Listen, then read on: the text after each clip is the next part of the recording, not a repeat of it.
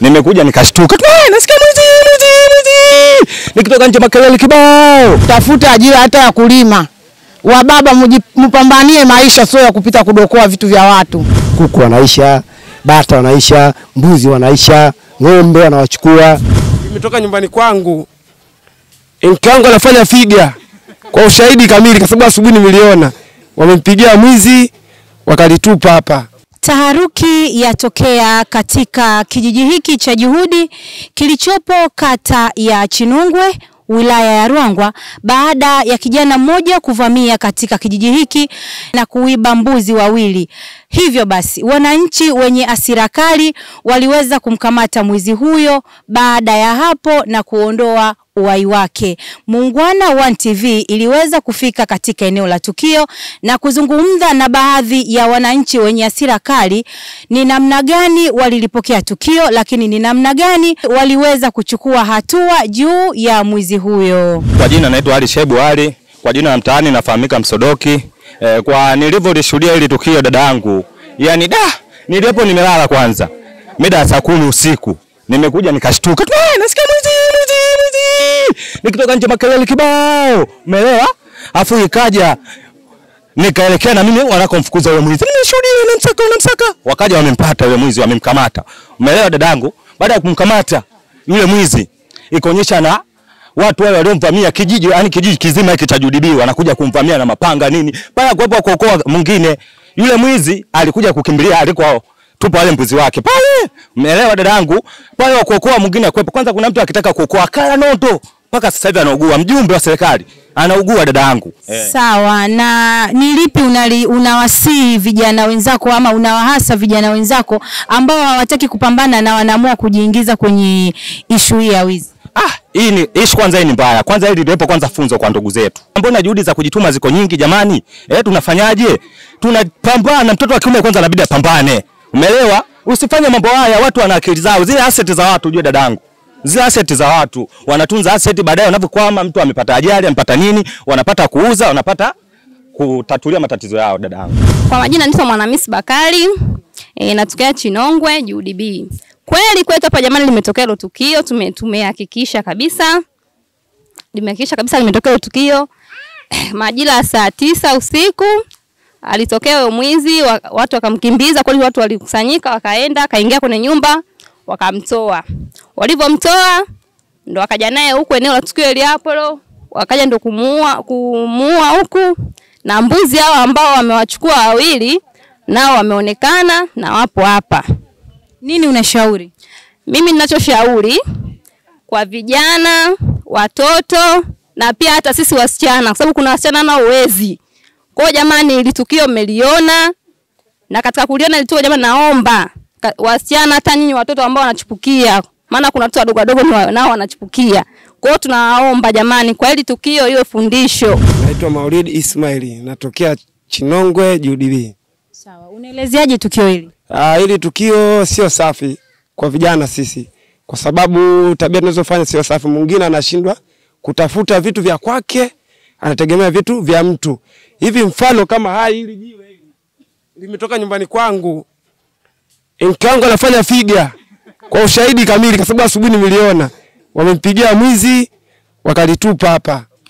Kwa hiyo kiufupi kwamba tabia za wizi hazifai, kwa sababu huyu hatujui alikutoka ni wapi. Amekuja kama saa 9 za usiku mtaani, ameiba mbuzi wawili akawanyonga moja kwa moja. Kwa hiyo kwa kipindiko wale wenye nyumba waliomuona wakamgumilia mwizi akakimbia. Kwa hiyo vijana, kwa sababu tulikuwa macho, tumeamka ule muda wa kula daku, tukamfukuzanisha. Kwa hiyo wale kumkamata huko mbele alikukimbilia moja kwa moja, watu wakaagiza, amepigwa mapanga. Kwa jina naitwa Aziza Maulidi Abdu, nakaa kijiji cha Juhudi kata ya Chinongwe. Kwa hili tukio kwa kweli halijanipendeza. Na hapa na saa wale wakaka wadada pamoja hata na mimi. Jamani, epukeni na vitu vya kupola. Upolaji sio vizuri, utakosa maisha. Oneni mwenzetu, ndugu yetu leo amekosa maisha kwa ajili ya kupola. Amepola wale mbuzi wawili pale. Kwa hiyo natoa usia jamani, tuwe changamoto ya kutafuta. Wamama tutafute ajira hata ya kulima. Wababa mpambanie maisha, sio ya kupita kudokoa vitu vya watu. Na usemekani itakuwa mnaturudisha nyuma. Mtu anataka afuge, atafute kitu kitachomsaidia mbele yeye na maisha yake na wanawe, ambao anakuja mwizi anadokoa. Kwa kusema kweli hili jambo haijatupendeza wanakijiji wa UDB. Ila wananchi wa hasira kali kwa kusikia lile jambo, baada lile jambo limetokea, kwa kweli kwa ajili kuibiwa kunauma, ndo akatoa uamuzi huo. Ila na wasii, huu uamuzi ukitoka, naomba tuikimbilie serikalini, tusichukue sheria mkononi. Sawa, moja kwa moja tumefanikiwa kuzungumza na mwenyekiti wa kijiji hiki, na yeye kwa upande wake anatuelezea ni namna gani ambavyo tukio amelipokea. Majina naitwa Rashid Abdul Shama, ni mwenyekiti wa kijiji cha UDB. Ndio. Tukio hili nimelipokea kwa masikitiko makubwa sana, kwa sababu ile ilipotea ni nguvu kazi. Kwa hiyo mimi kama mwenyekiti, maana yake natoa ile fundisho kwa watu wengine. Kwa sababu baada ilikuwa kama saa 11 na dakika 7 hivi nilipigiwa simu na mwenyekiti wa kitongoji kwamba kuna tukio huko mtaani kwangu. Nikajitoa kweli, nilifika kwenye eneo la tukio, nikakuta wananchi pale wenye hasira kali wakiwa wamezingira ile nyumba. Msaada mwingine wa pekee ambao nilipata ni kwenda kwa mtendaji wa kata kutoa taarifa ile kupitia ile tukio. Lakini pindi tulipokuja mtendaji wa kata kupitia tukio lile, tulikuta yule mwizi ameshavunjwa pale na mwizi tukamwambia ameshauawa. Kwa hiyo mimi kama mwenyekiti wa kijiji, nguvu kazi naomba afanye sana kazi. Hii habari ya kudokoa hii kwetu hapa ni mbaya mno, na watu wanaibiwa sana. Kwa hiyo watu wana hasira, kwa sababu kisha kama mtu mazingira yake atakuwa hivi, kwa sababu watu wamechoka saa hizi. Kuku wanaisha, bata wanaisha, mbuzi wanaisha, ng'ombe wanawachukua. Mara mwisho amechukua ng'ombe ilikuwa hapo juzi tu 4. Kwa hiyo tabia nilikuwa naomba ikome iwe mwanzo na mwisho. Hayo tu wangu kwa usia wananchi wangu. Sawa, maneno ya mwenyekiti wa kijiji hiki cha UDB. Kwa upande wake amejitahidi kuwasihi vijana kwa namna gani wanatakiwa kujituma ili waweze kujipatia kitu kilicho cha halali. Na Muungwana One TV hatukuishia hapo. Hapa tumekutana na mzee ambaye aliibiwa mbuzi hao. Mzee, habari yako? Mzuri, habari saa hizi? Safi. Kwa majina? Kwa jina naitwa Mustafa Muhammad Saidi. Ndio. Ni mwanakijiji wa UDB katika mtaa wa Tandika Mikoroshoni. Mimi ni mzee. Mimi lengo langu kubwa kuwategemeeni nyinyi vijana.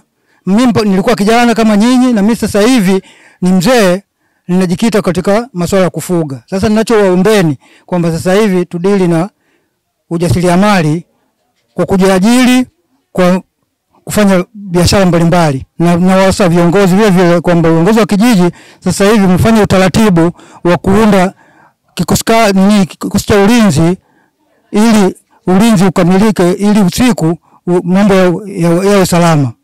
Aliingia zizini, maana baada kutoka mimi ndani na tochi nikamulika zizini, nikamkuta yule mtu. Sasa aliposikia sauti, mwanga wa tochi na sauti ya kuongea, wakati naita sasa mke wangu, ikawa yeye amfanya nini sasa hivi amekurupuka. Sasa pale alipoingilia kwenye zizi pale, akatoka pale akawa ameamua kukimbia. Kulikuwa nami mtangazaji wako Enaheri Marilo kutoka Muungwana One TV. Unaweza kutufuatilia kupitia kurasa zetu TikTok Muungwana One TV, Facebook Muungwana One TV, Instagram Muungwana One TV, pamoja na YouTube Muungwana One TV. Muungwana One TV, ulimwengu wa habari.